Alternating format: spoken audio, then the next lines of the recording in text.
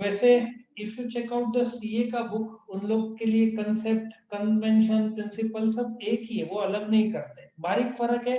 Convention is nothing but establish practices. Bharat में कौन से प्रैक्टिसेस एस्टेब्लिश होते हैं? जैसे कि तुम नोट करो कि रंग पंचमी मार्च में आता है, ठीक है, ये इंडिया का प्रैक्टिस है। फॉरेन में कोई भी रंग पंचमी, अमेरिका में फॉरेनर्स को रंग पंचमी वहां पे उन लोग के लिए क्रिसमस, ठीक है, वैसे टाइप के सेलिब्रेशंस होते हैं। सो इंडिया के लिए रंग पंचमी और ये सब रहता है। सो मैं क्या बोलना चाहता हूँ कि जो कन्वेंशन हम फॉलो करते हैं, जैसे कि घर पे सत्यनारायण की पूजा रहती है, या त्र्यंबकेश्वर में अलग अलग पूजा रहती है, हाउस वार्मिंग सेरेमनी रहता है। सो कुछ कन्वेंशंस होते हैं जो हम फॉलो करते हैं, ठीक है ना। हम मानते हैं कि सोते समय बेड ईस्ट वेस्ट में चाहिए, सुना है तुमने? हाँ सर। क्योंकि नॉर्थ साउथ में रहेगा तो वो साइंटिफिकली रीजन सही नहीं है।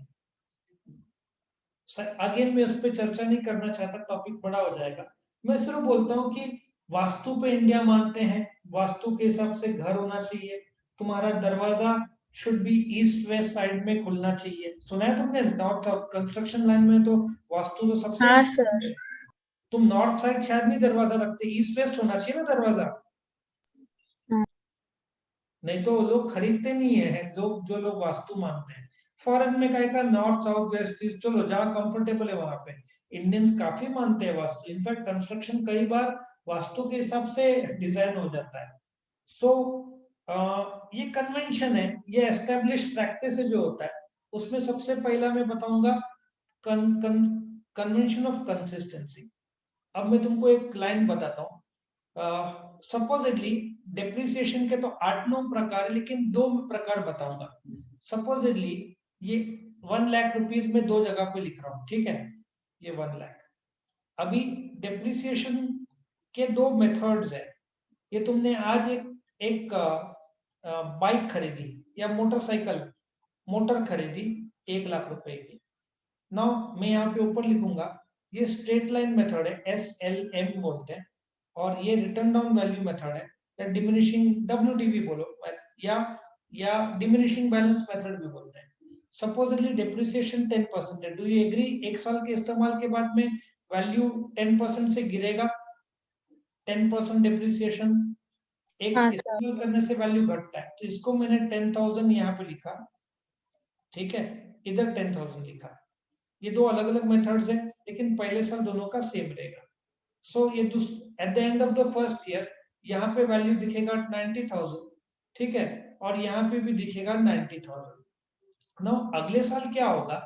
अगले साल का जो 10% डेप्रिसिएशन है, यदि स्ट्रेट लाइन है तो ये 10,000 इधर सेम आएगा, straight line, it will always be 10,000 every year, it will not change.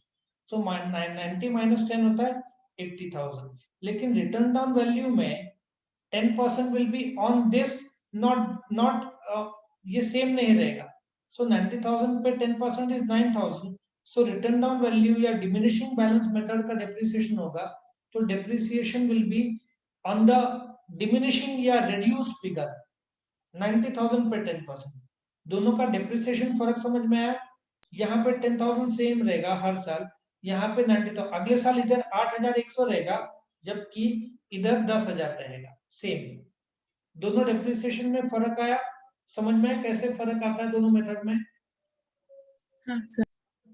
अच्छा, तुम ये मेथड फॉलो कर रहे हो तो सालों साल ये मेथड फॉलो करो, इसको चेंज करके इसमें मत जाओ।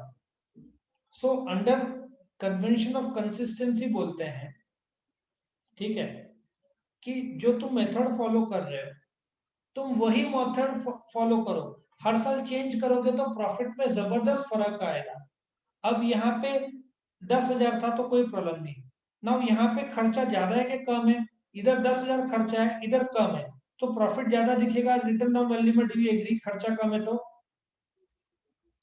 हाँ सर। बट तुमने 10,000 दिखाया तो तुम्हारा प्रॉफिट बोलते ना कम दिखेगा, यहाँ प्रॉफिट ज्यादा दिखेगा।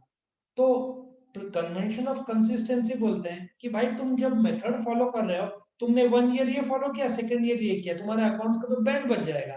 क्योंकि तुम्हारा प्रॉफिट एकदम अलग आएगा। ये तो मैंने एग्जांपल लिया 1 लाख, जब धंधे में संपत्ति करोड़ों रुपए के रहते हैं तो लाखों रुपए का प्रॉफिट में बदलाव आएगा। इसके वजह से शेयर मार्केट हैरान हो जाएगा क्या हो रहा है, लोग कंफ्यूज हो जाएंगे।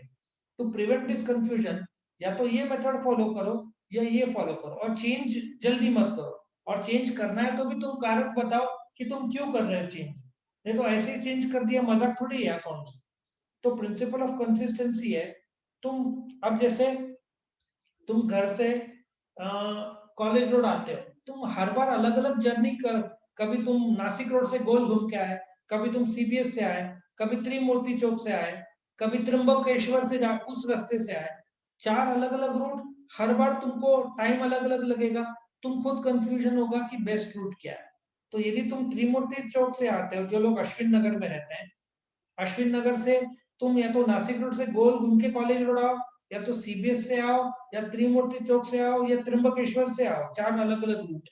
सो तुम यदि त्रिमूर्ति चौक से आ रहे हो तो हर रोज उसी रूट से आओ, तो तुमको पता लगेगा कितना टाइम लगता है। तुम बार बार रूट चेंज करोगे तो टाइम भी अलग लगेगा, तुम खुद कंफ्यूज होगे कब पहुंचोगे। समझ में आ रहा है मैं क्या बोल रहा हूँ? हाँ सर। तो ये कन्वेंशन ऑफ कंसिस्टेंसी है। दूसरा convention of full disclosure. Full disclosure ये बताता है कि तुम ऐसा कोई भी इंफॉर्मेशन इनकम्प्लीट मत रखो, अनरिलायबल और मिसलीडिंग। मैंने तुमको कल बीएचईएल का एग्जांपल दिया था, वो इसका था, फुल डिस्क्लोजर। उन्होंने ठीक से डिस्क्लोज किया नहीं कि 1800 करोड़ अदर एक्सपेंसेस में डाला, उन लोगों को क्लियर बताना चाहिए था फुल डिस्क्लोजर कि 1800 करोड़ किस चीज का है। 1-2 दिन काफी कंफ्यूजन रहा लोगों में, 1-2 दिन लोग को लगा क्या हो रहा है। उसके बाद जो मैनेजमेंट टीम है बीएचईएल का, उनको एक्सप्लेन करना पड़ा ऑन रिकॉर्ड रिटर्न में कि वो उन लोग का एक, उन लोग को लग रहा था कि कलेक्शन नहीं होगा डाउटफुल, इसलिए उन्होंने खर्चे में दिखाया, डूबने का चांस था, रिजर्व फॉर डाउटफुल डेज जिसको बोलते हैं। तब जाकर वो मैटर क्लियर हुआ, उनसे गलती फुल डिस्क्लोजर की हुई थी। तुम ऐसे 1800-2000 करोड़ का डेबिट नहीं डाल सकते, तुमको एक्सप्लेन करना पड़ेगा क्या है। समझ में आया सबको ये full disclosure? Yes sir. Now convention of materiality क्या होता है? कन्वेंशन ऑफ मटेरियलिटी बोलते हैं कि जो ट्रांजैक्शन मटेरियल है, इंपॉर्टेंट है, वो दिखाओ। अभी तुम रबर, शार्पनर, पेंसिल अलग से दिखाओगे तो तुम्हारे 1000 अकाउंट बनेंगे, रिफिल, पेन, ठीक है ना, स्टेपलर, पिंस। उसके बजाय तुम सारे के सारे स्टेशनरी करके एक अलग अकाउंट हेड बनाओ तो चलेगा। समझ में आ रहा है मैं क्या बोल रहा हूं? हाँ सर। सो मटेरियलिटी, अच्छा, 2-3 हजार रुपए के ट्रांजैक्शन है, बड़े ट्रांजैक्शन है तो भाई अलग से दिखाओ। लेकिन कंपनी लाइक रिलायंस, जिनका टर्नओवर 10 लाख करोड़ है, वो लोग बोलेंगे हमारे लिए मटेरियल 5 लाख से कम है ना, कोई मटेरियल नहीं होता। मतलब उनके लिए जनरल एक्सपेंसेस 5 लाख भी दिखाए तो कोई प्रॉब्लम नहीं, लेकिन एक किराना शॉप 5 लाख ऐसी खर्चा अंधाधुंध नहीं रख सकता, उसको क्लैरिटी देना पड़ता है। सो मटेरियल का रकम कितना है वो ऑर्गेनाइजेशन टू ऑर्गेनाइजेशन पर भी डिपेंड है। हिंदुस्तान पेट्रोलियम वो लोग बोलेंगे 4-5 लाख से कम रकम तो हमारे लिए मटेरियल नहीं है, वो एक जनरल में डाला तो चलता है। लेकिन एक जो भी रिटेल शॉप से, किराना शॉप से, स्टेशनरी शॉप है, उनके लिए तो 50 रुपए भी मटेरियल हो सकता है। सो अपने लिए जब अपन पेन, पेंसिल, रबर, शार्पनर खरीदते, सबको अलग मत दिखाओ, एक स्टेशनरी करके अकाउंट है उसमें डाल दो, सो इट बिकम्स क्लियर। लेकिन अभी एक स्टेशनरी का बिजनेस है, सपोजिटली वो स्टेशनरी की कंपनी कौन सी है?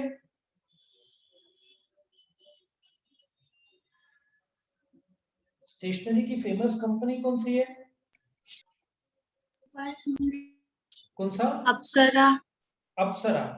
अप्सरा रबर भी बनाती है। हाँ सर। तो do you agree, Apsara company का मेन धंधा स्टेशनरी का है, तो फिर वो पेंसिल रबर को अलग दिखाएगी, क्योंकि उनके लिए वो दोनों बहुत रेलेवेंट है और मटेरियल है। फर्क समझ में आ रहा है?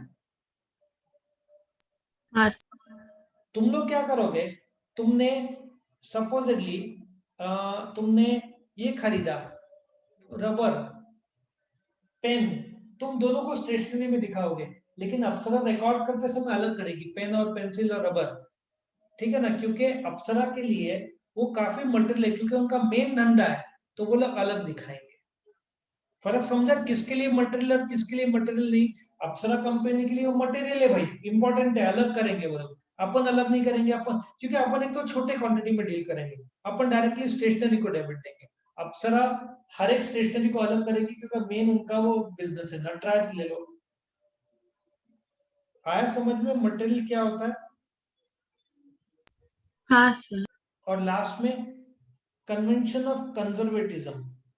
अभी क्या होता है, मैं तुमको एक एग्जांपल देता हूं।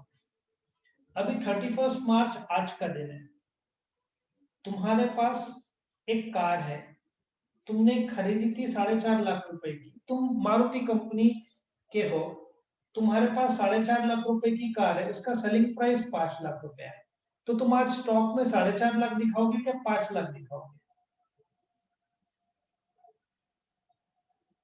बोलो।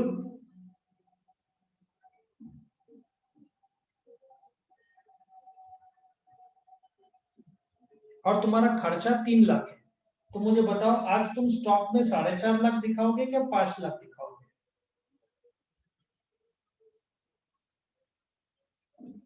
बताओ।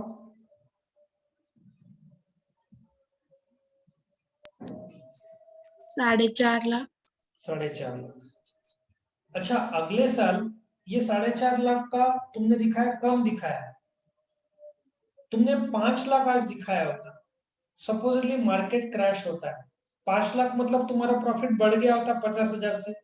लेकिन यही कार जो तुमने स्टॉक में 5 लाख दिखाया, कोविड की वजह से बिक नहीं रहे, तुमने अगले साल 480 में बेचा, बट स्टॉक तो 5 लाख में दिखा के इस साल तुमने प्रॉफिट बढ़ा दिया। प्रिंसिपल ऑफ कंजर्वेटिव बोलता है कि कॉस्ट और मार्केट प्राइस में जो कम रेट है वो पकड़ो, 5 और 4.5 लाख में से छोटा 4.5 लाख है वो पकड़ो, क्योंकि बाद में अभी तुमने 5 लाख पकड़ा स्टॉक और बाद में रेट गिर गया।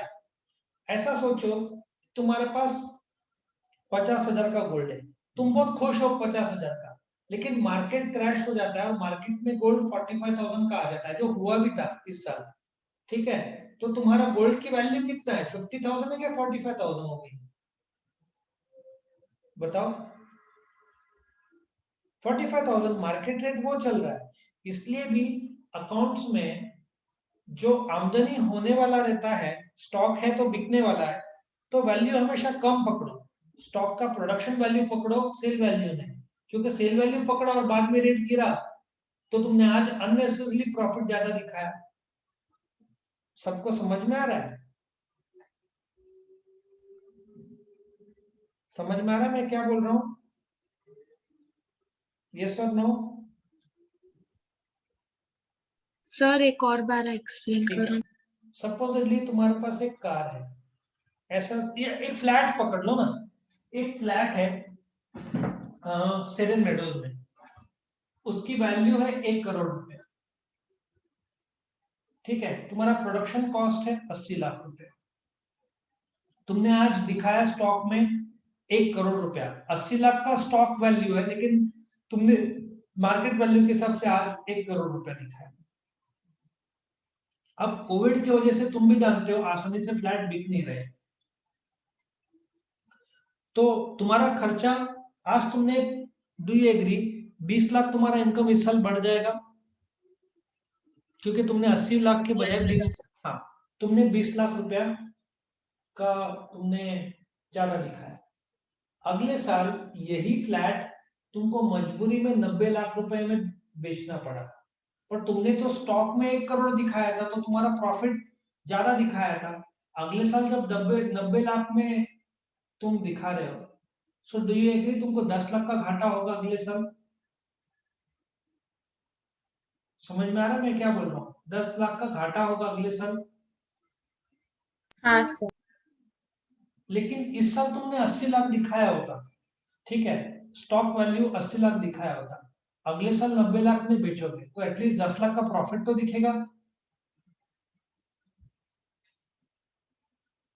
वो वाली बात है, जिसके पास, बोलते ना, कभी कभार तुम लोग स्कूल में कॉलेज में ऐसे भी लोग रहते हैं जिनके पास नहीं है तो भी ज्यादा अपने आप को दिखाते हैं। तुमने देखा है ऐसे स्टूडेंट जो अपने शो ऑफ ज्यादा करते हैं, हाँ सर। लेकिन जब पता चलता है कि कुछ नहीं है सिर्फ दिखावा कर रहा है, ऐसा देखा है तुमने स्टूडेंट्स को? हाँ सर। लेकिन ज्यादा इज्जत किसको मिलता है? जो छुपा दोस्तों में रहता है, जो कम दिखाता है, जो ऐसे ऑर्डिनरी रहता है, लेकिन जब रिजल्ट आता है तो सब शॉक हो जाते हैं, भाई इसका तो सोचा था 70% आ गया 90, इज्जत ज्यादा उसको मिलती है। Do you agree? Yes sir. तो यही अकाउंट्स भी बोलता है कि भाई जब तुम्हारा मार्केट वैल्यू 1 करोड़ है, कॉस्ट वैल्यू 80 लाख है, तो कम दिखाओ अभी, क्योंकि बाद में रेट गिरा तो तुमको नुकसान नहीं होगा, क्योंकि तुमने कम दिखाया है। लेकिन तुम ज्यादा अभी दिखाओगे, बाद में रेट गिरा तो तुमने अननेसेसरली प्रॉफिट ज्यादा दिखा के टैक्स ज्यादा भर दिया, अगले साल तो वैल्यू गिरा। तो यही कंजर्वेटिव बोलते हैं। कंजर्वेटिव मतलब बीइंग सेफ। लेकिन खर्चे के मामले में सपोजिटली तुम यहां से गोवा जा रहे हो, तुमको अंदाजा है कि खर्चा 10,000, मेरे को बताओ तुम खर्चा 10,000 लेके जाओगे कि सेफ्टी के लिए 12,000 लेके जाओगे? बताओ। 12,000। 12,000। तो तुमको जितना खर्चा होने वाला रहेगा उससे 8-10% ज्यादा एज्यूम करो या ज्यादा मान के चलो, ताकि तुमको लॉस ना हो। ठीक है? उसी हिसाब से तुमने 1 लाख का सेल किया है, तो तुमको लगता है डूब सकता है, डूबने का चांस है, तो तुरंत खर्चे में दिखाओ कि 5,000 डूब सकता है, खर्चे में दिखाओ। मतलब आमदनी जो है, तुमको जो भविष्य में ऑर्डर मिलने के चांस है, तो आज मत दिखाओ, आमदनी कम रखो। कम मतलब डेलिबरेट फ्रॉड मत करो, लेकिन जो चांसेस नहीं है मिलने का या चांसेस हो भी सकता है, उसको सेल मत दिखाओ। जब सामने वाला कंफर्म करता है तो ही सेल दिखाओ। लेकिन जो खर्चा होने का चांस है, जैसे कोर्ट केस चल रहा है, तुमको लगता है तुम जीत भी सकते हो, हार सकते हो, लेकिन चांसेस है हारने के, तो अभी से पैसा बाजू में रखो। तो ये कंजर्वेटिज्म प्रिंसिपल क्या बोलता है कि खर्चा होने का चांस है तो जरूर दिखाओ, गारंटी नहीं है फिर भी दिखाओ, चांसेस है तो दिखाओ, लेकिन आमदनी कंफर्म होता है तो दिखाओ, और चांसेस है तो मत दिखाओ। मतलब तुमने जरूरत से ज्यादा दिखा दिया सेल और नहीं हुआ तो नुकसान होगा, पर खर्चा जरूरत से ज्यादा बाजू में किया, बाद में नहीं हुआ तो प्रॉफिट में कन्वर्ट हो जाएगा, क्योंकि तुम्हारे जेब। अच्छा तुम गोवा गए 12,000 लेके, तुम्हारा खर्चा 8,000 हुआ, तो 4,000 लेके वापिस आए ना, तुम्हारे पास तो रहेगा उतना कैश। हाँ सर। तो यही सबसे इंपॉर्टेंट प्रिंसिपल में से एक है, क्योंकि ये बोलता है जो खर्चा होने का चांस है तो आज ही दिखाओ, लेकिन आमदनी होने का चांस है वो आज मत दिखाओ, क्योंकि आज दिखा दिया और ऑर्डर कैंसिल हो गया तो तुम्हारा नुकसान होगा। ठीक है ना? तुमको गवर्नमेंट से ऑर्डर मिलने का चांस है, मत दिखाओ जब तक गवर्नमेंट कंफर्म नहीं करता, चेक नहीं देता, तब तक तुम ऑर्डर मत दिखाओ, जब तक तुमने गुड्स ट्रांसफर नहीं किया। हाँ, तुमको लगता है कि तुमको बॉम्बे जाके गवर्नमेंट से कॉन्ट्रैक्ट लेने के लिए कुछ पेमेंट करना पड़ेगा, खर्चा तो जरूर दिखाओ, क्योंकि वो चांसेस है। सो खर्चा होने के चांसेस है तो दिखाओ जरूर आज, लेकिन आमदनी होने के चांसेस है तो आमदनी कंफर्म मत करो जब तक सामने वाले से ऑर्डर नहीं मिलता। ये ये कन्वेंशन ऑफ कंजर्वेटिज्म है। Is this part clear to all? Yes और नो? Yes sir. तो यहाँ पे अपना ये चैप्टर खत्म होता है। चैप्टर नहीं, ये वीडियो खत्म होता है।